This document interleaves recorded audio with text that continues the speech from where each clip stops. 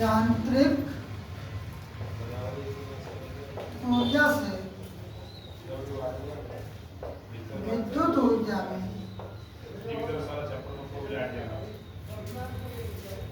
परिवर्तन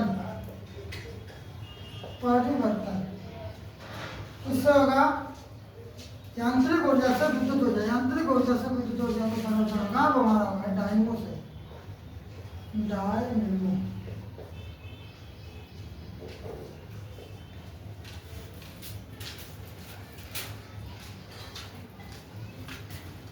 विद्युत ऊर्जा को यांत्रिक ऊर्जा में बदलना, इसका उल्टा कर लो।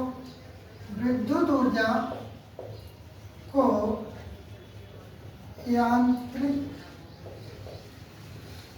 ऊर्जा में परिवर्तन,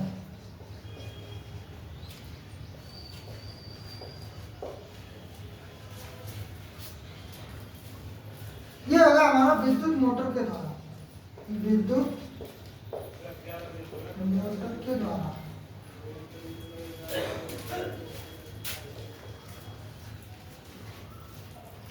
अगला सवाल हमारा, रासायनिक ऊर्जा को विद्युत ऊर्जा में बदलने की प्रक्रिया क्या है? रासायनिक ऊर्जा को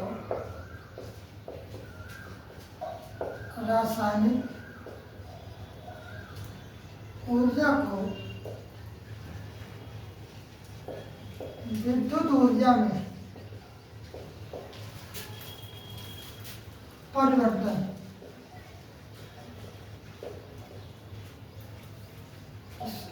इससे होगी रासायनिक ऊर्जा विद्युत ऊर्जा में परिवर्तित बैटरी के द्वारा, क्योंकि बैटरी में जो तेजाब वगैरह डालते हैं ना, उससे ही तो बनती है क्या, और चार्ज करना पड़ता है।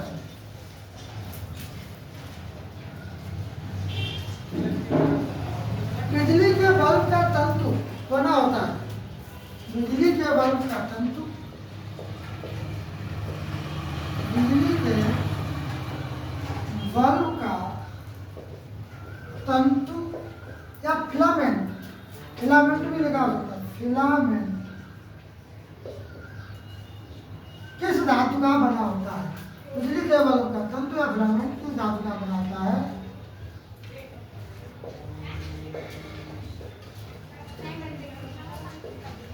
आंसर लिखो इसका टंगस्टन, अंग्रेजी में वुल्फ्रेम, टंगस्टन, टंगस्टन धातु का बना होता है।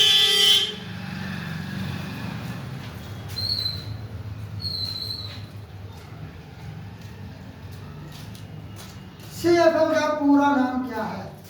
CFL बताओ कमेंट में, CFL का पूरा नाम। कई बार परीक्षा में पूछा गया है।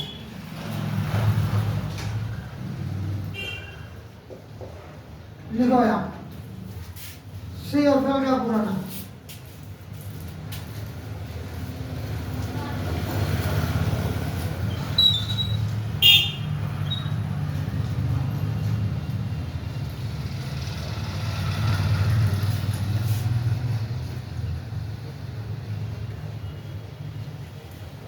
CFL का पूरा नाम क्या है?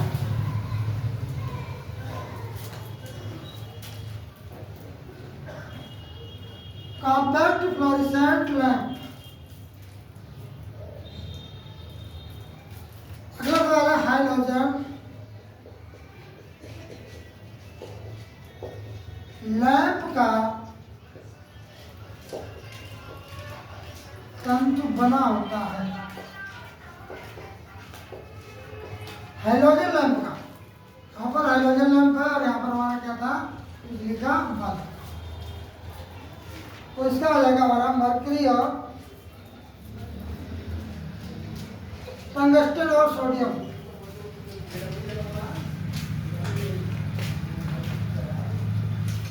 टंगस्टन और सोडियम, इसका आएगा कॉम्पैक्ट फ्लोरेसेंट फ्लोरेसेंट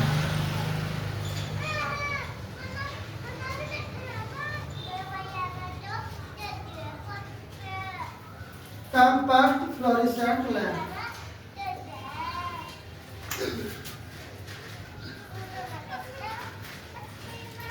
फ्यूज का सिद्धांत, फ्यूज का सिद्धांत क्या है भाई? फ्यूज का सिद्धांत ये बहुत ही इंपॉर्टेंट क्वेश्चन है और पूछा भी गया है कई बार कि फ्यूज का सिद्धांत क्या है। तो फ्यूज एक बहुत ही महत्वपूर्ण प्रक्रिया है। इसके बारे में समझ लेते पहले कि जैसे मान लो हमने किसी भी उपकरण से पहले फ्यूज लगा दिया तो क्या होगा? जैसे मान लो विद्युत का विभवांतर या वोल्टेज बढ़ता है तो क्या होगा? फ्यूज जो है उसका गलनांक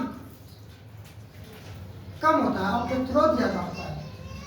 यानी कि जरा सा टेम्परेचर बढ़ेगा। जैसे मान लो हमें कि हमारा पंखा है, हमारा पंखा 110 पे चलता है, ठीक है, और 110 से ऊपर अगर 111 भी हो गया तो हमारे चांस है कि ये हमारा खराब हो सकता है। तो हमने क्या किया, यहाँ पर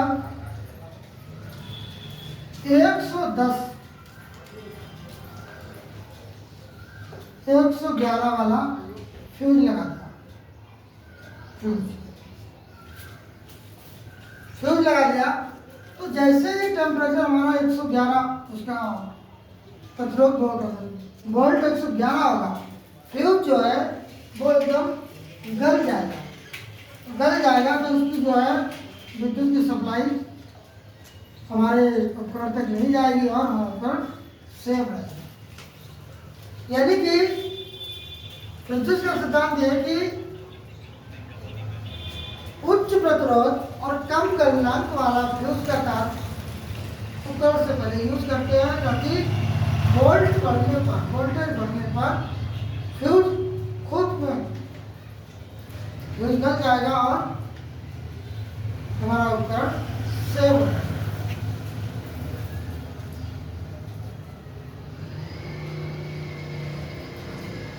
फ्यूज का सिद्धांत है विद्युत का ऊष्मीय प्रभाव। विद्युत का ऊष्मीय प्रभाव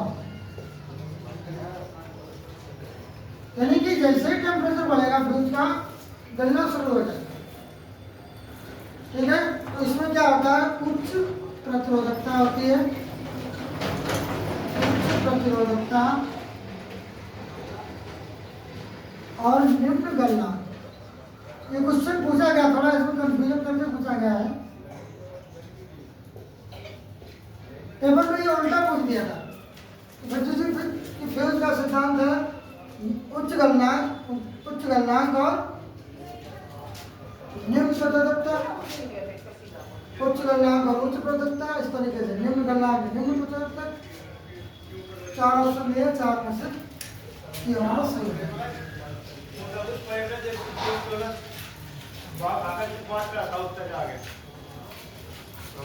ट्रांसफार्मर का कार्य क्या है? ट्रांसफार्मर का कार्य क्या है? ट्रांसफार्मर का कार्य, हमने ट्रांसफार्मर लगे होंगे गांव में, शहर में कहीं ना कहीं, लेकिन हमें ये पता होना चाहिए इसका कार्य क्या है। देखो ट्रांसफार्मर, ये शब्द को पकड़ कर, ट्रांसफार्मर यानी कि बदलना, एक रूप से दूसरे रूप में बदलना। यानी कि जैसे मान लो हमने फीडर से विद्युत का प्रवाह स्टार्ट किया, फीडर से क्या किया? विद्युत का प्रवाह स्टार्ट किया। तो यहाँ पर ले गए थे हाई वोल्टेज पे ले गए थे, जिसे हमने हाई टेंशन लाइन बोलते हैं, high tension line. High voltage पे ले जाएंगे गांव की तरफ, और गांव में पहुंचने से पहले हमने गांव में पहुंचने से पहले हमने एक ट्रांसफार्मर लगा दिया। ये ट्रांसफार्मर यहाँ पर बदलेगा इसे लो टेंशन में, मतलब हीटर से हमने जो लाइट बनाई थी, लाइट हमने जो सप्लाई किया था, तो वो थी उच्च हाई वोल्टेज। और जब ये यहाँ पर जाएगी गांव से पहले ही, तो ये लो टेंशन में हो जाएगी। जब गांव वालों को मिलेगी तो ये लो में मिलेगी। आराम से इसका यूज कर सकते हो।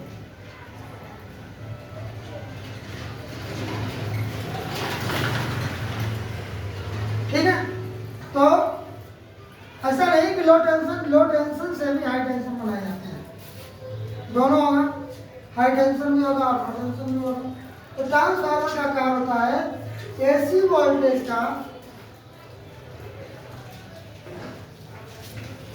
वोल्टेज का अपचयन और उपचयन,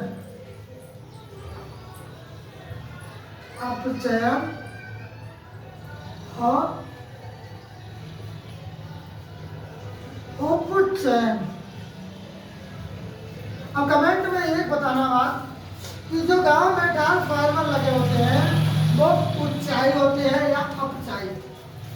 सवाल नोट कर लो। गांव में लगे ट्रांसफार्मर कैसे होते हैं?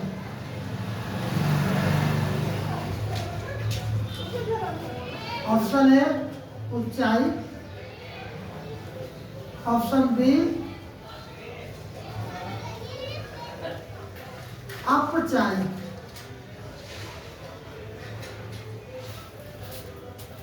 गांव में लगे ट्रांसफार्मर कैसे होते हैं? ऊंचाई होते हैं, अपचाई होते हैं? कमेंट में बताना।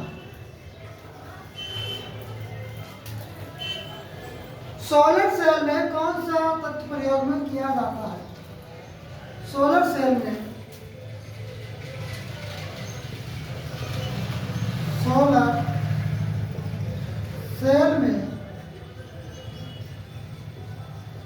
कौन सा तत्व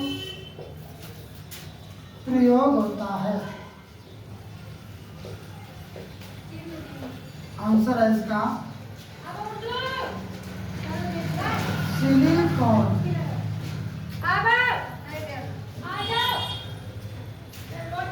सिलिकॉन का प्रयोग करते हैं।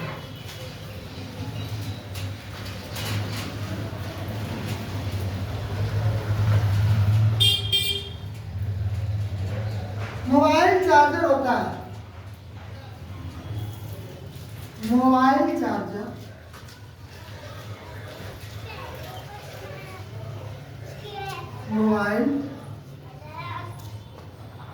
चार्जर होता है अपचाई ट्रांसफार्मर।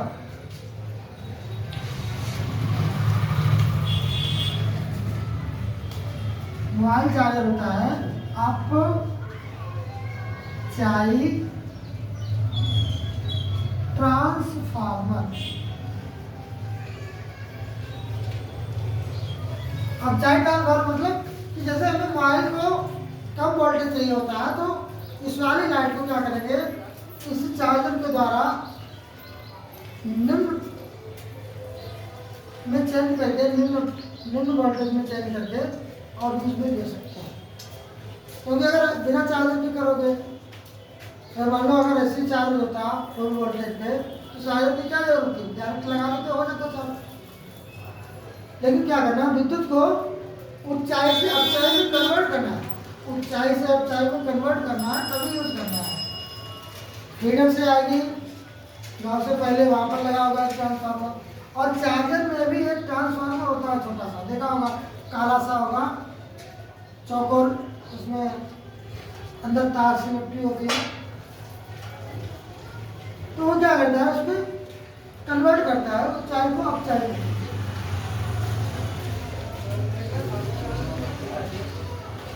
अगला वाला हमारा एसी धारा को डीसी में बदला जाता है किसके द्वारा?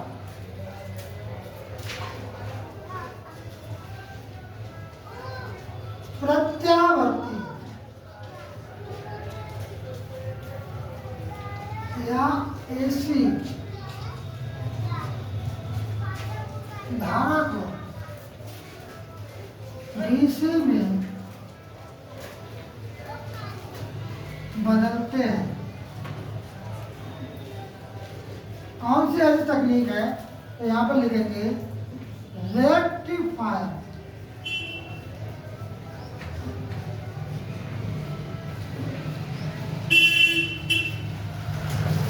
रेक्टिफायर एक ऐसी तकनीक है जिससे हम क्या करेंगे, AC को DC में बदल लेंगे।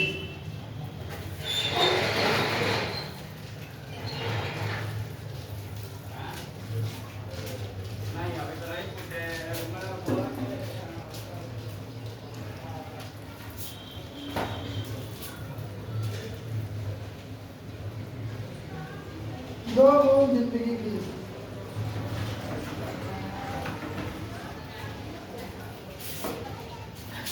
अगला क्वेश्चन हमारा, फ्लोरेसेंट ट्यूब में कौन सी गैस भरी जाती है? फ्लोरेसेंट ट्यूब में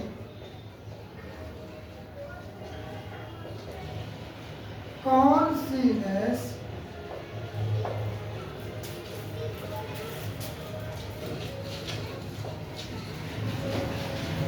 भरी जाती है? पता हो तो यहाँ पर लिखो मतलब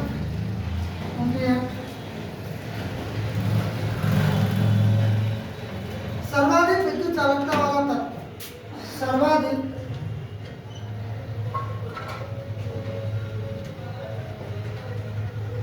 विद्युत चालकता वाला तत्व है।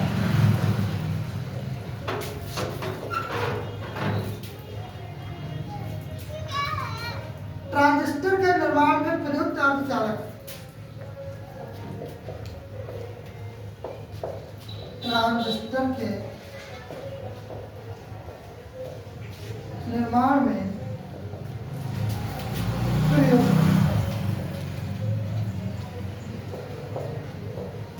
अर्धचालक नाम लिखो।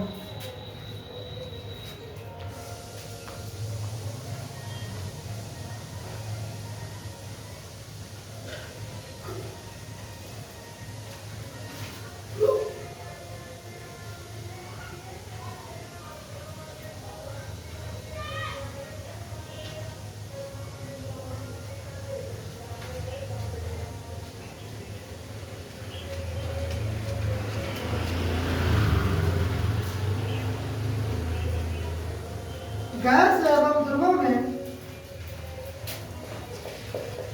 गैसों एवं ध्रुवों में ऊष्मा का चालन होता है। विधि लिखनी है कौन सी विधि होता है? ठोसों में चालन के द्वारा, ठोसों में चालन के द्वारा होता है, ये बात याद रखना। ठोसों में एक प्रक्रिया है, चालन के द्वारा ऊष्मा का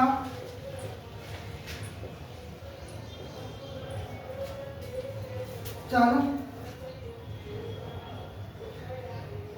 ऊष्मा का स्थानांतरण, ऊष्मा का स्थानांतरण।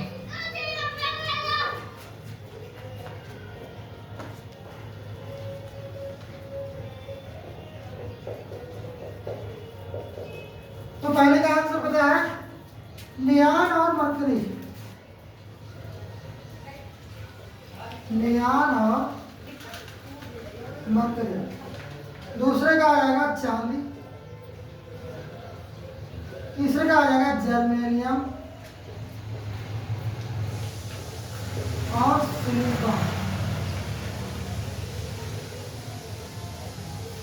और चौथे का आ जाएगा समवहन।